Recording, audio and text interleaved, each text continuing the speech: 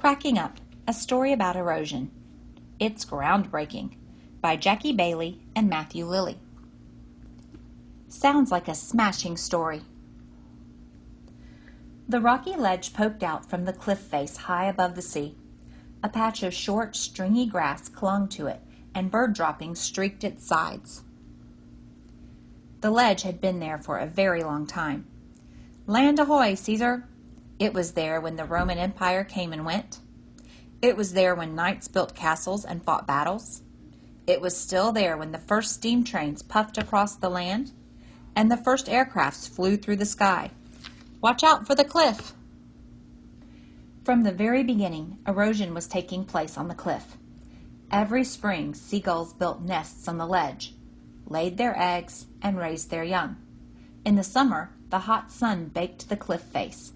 The tufts of grass turned brown and dusty, and the rock was warm to the touch. That's a handy-looking ledge. Move over. Sometimes seabirds pecked and scraped at the ledge as they fought for space to perch. Their claws and beaks left little scratches and grooves in the rock.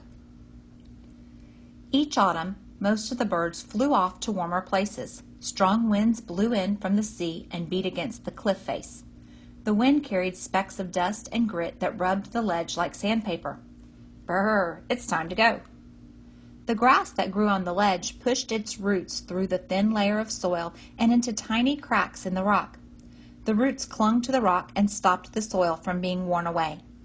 Soil is made from tiny powdery pieces of rock mixed with bits of dead plants and animals.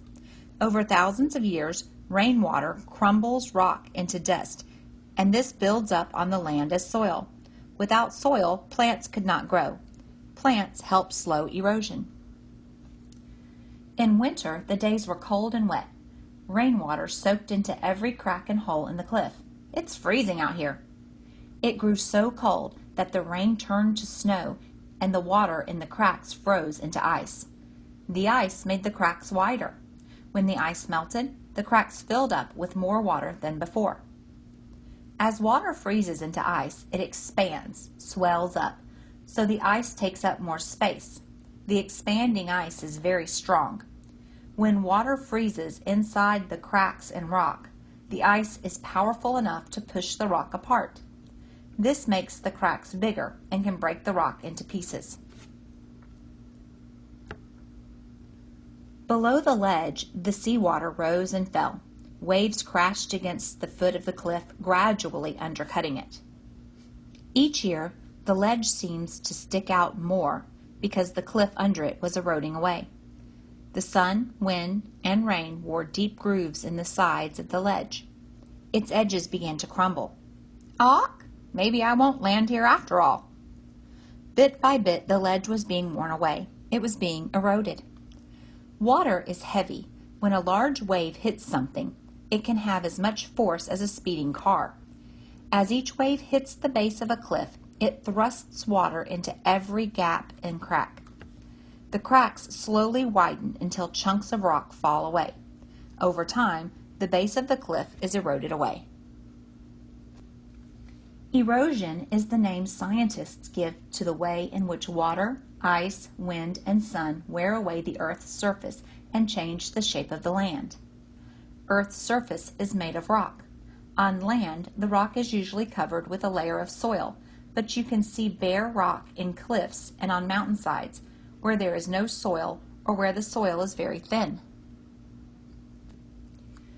We think of rock as hard and solid, but over hundreds or thousands of years, ice and rainwater wear down mountains. Rivers cut deep valleys into the land. Hot days and cold nights bake and shatter desert cliffs. Dusty winds scrub against rocks and boulders and erode them into strange shapes. Phew, I'm baking. Ocean waves erode the land's edges. Plants help break up rocks too. Plant roots push their way into cracks in the rock. As the roots grow, they make the cracks wider. Then water can get into the rock and make it crumble. One winter, there was a great storm. Wind and rain lashed at the cliff, and the waves rose higher and higher. Uh-oh! There was a creaking, groaning sound and then a loud crack. Waves are made by wind blowing across the surface of the sea. The size of the waves depends on the strength of the wind. Look out! The ledge split away from the cliff and toppled into the sea. As it fell, it broke into pieces, which sank to the seabed. But the waves didn't let the pieces of ledge stay there. The water heaved and rolled and crashed the pieces on the seabed. This broke them up even more. The cliff was being eroded away.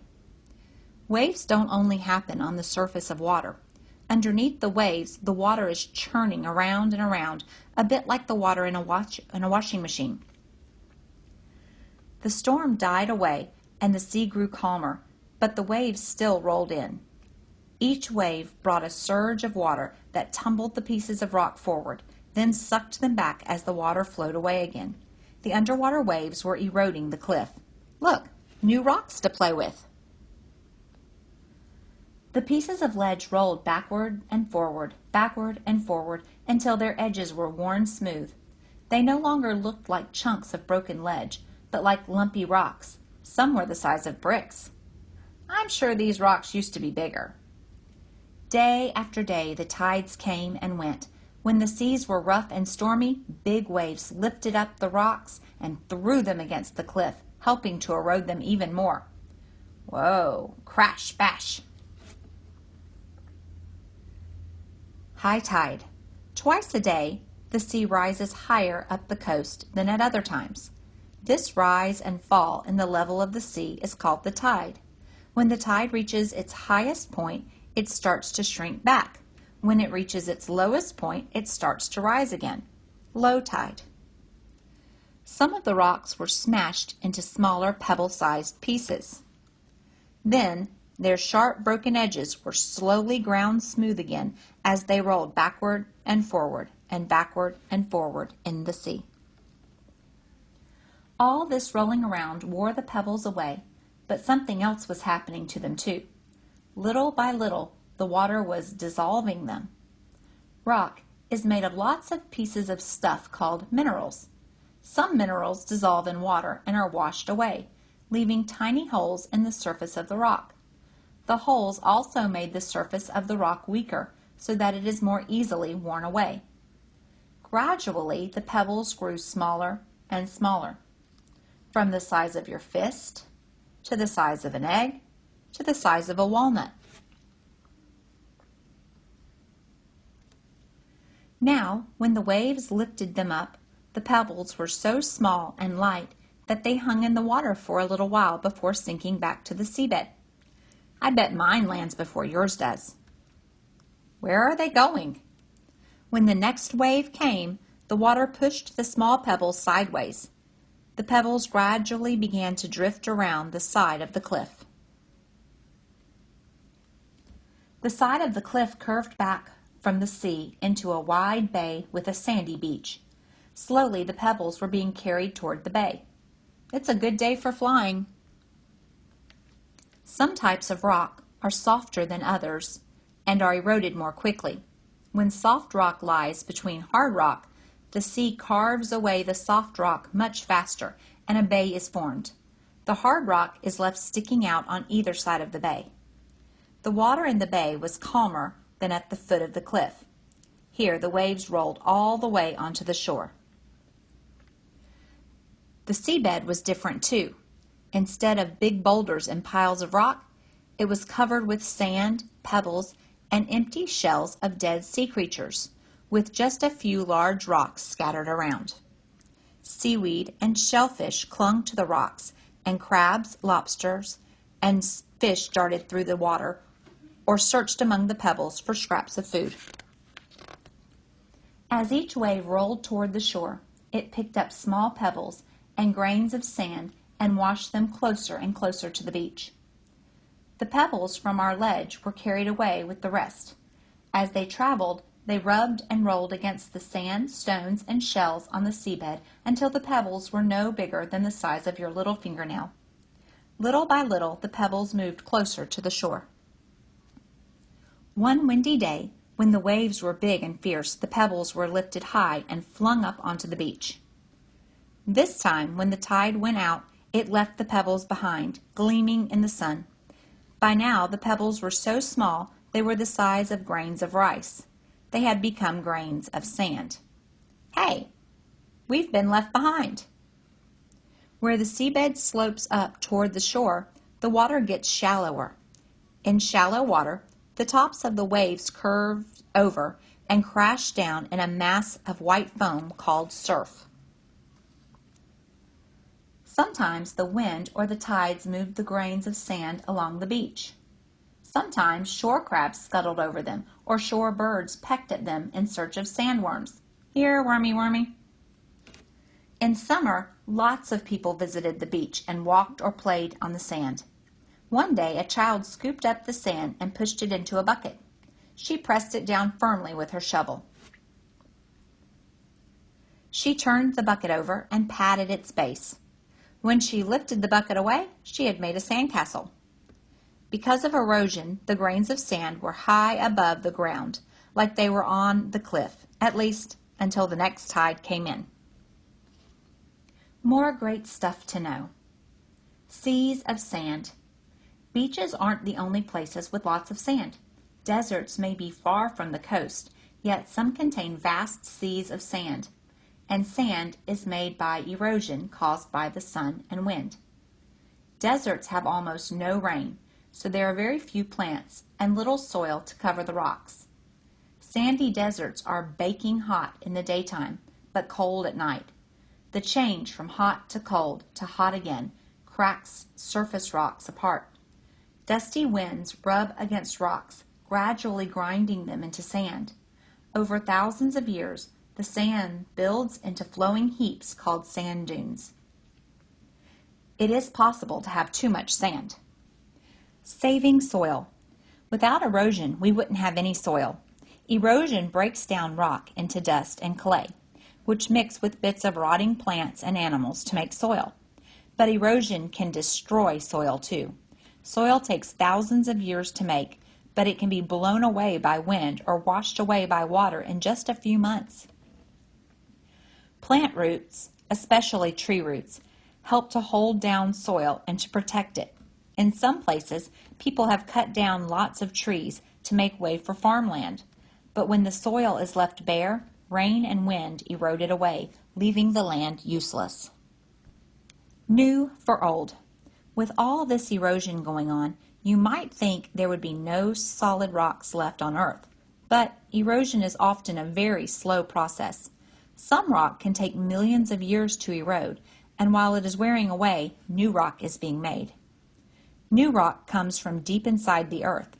It bursts out as hot, liquid rock from volcanoes and from huge cracks in the seabed. When the liquid rock cools, it hardens into layers of solid rock. Most new rock is found on the seabed. New rock delivery. Rock sandwiches. Not all rock is new rock.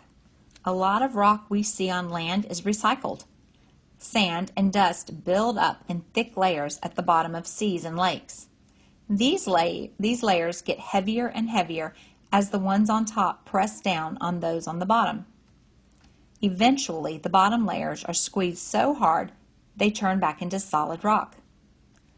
Millions of years later, as the surface of Earth slowly changes, these layers of rock may be pushed back up to the surface again as cliffs or mountains.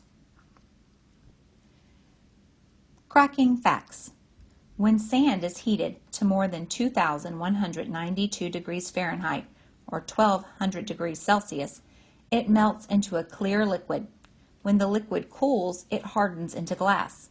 Glass blowers make beautiful shapes with glass by dipping a long tube into the hot liquid and blowing down the tube into the blob of glass at the end. Now this is what I call a tasty piece of rock.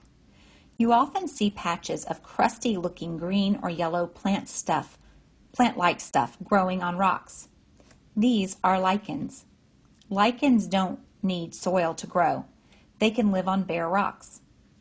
They make a liquid that slowly seeps into the rock and dissolves it so the lichens can suck up minerals from the rocks. This weakens the rock and erodes more quickly. and erodes it more quickly. Erosion doesn't only happen on Earth's surface. Rainwater soaks through soil into the rocks below. Some rocks, such as limestone, dissolve in water. Just like sugar dissolves in water, only much more slowly. The water gradually wears away at the rock. Over thousands of years, the cracks become holes, caves, and huge caverns hidden deep underground. Yoo-hoo! Is anybody there? And this is the end of Cracking Up, a story about erosion.